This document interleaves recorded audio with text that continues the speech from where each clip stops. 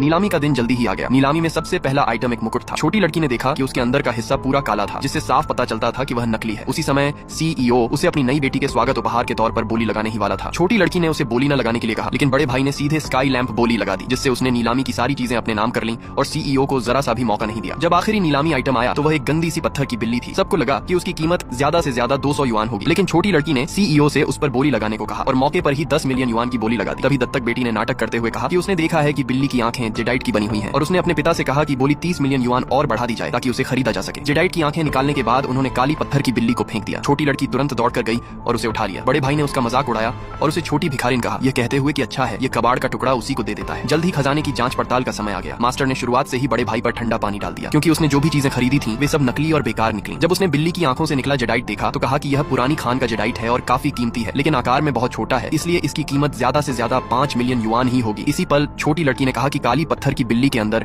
हरे रंग की रोशनी देने वाले पत्थर भरे हैं। मास्टर ने तिरस्कार से देखा और कहा कि उसके 50 साल के खजाना पर रखने के अनुभव के हिसाब से अंदर बस साधारण पत्थर ही होंगे। छोटी लड़की के अपनी बात पर अड़े रहने को देखकर CEO को उसके पहले किए गए सारे चमत्कारी काम याद आ गए और उसने तय किया कि वह अपनी सारी संपत्ति दांव पर लगाकर छोटी लड़की पर भरोसा करेगा। उसने काली पत्थर की बिल्ली को जमीन पर दे मारा और सच में उसके अंदर से हरी रोशनी निकलने लगी। पूरा माहौल तुरंत हड़कंप में बदल गया।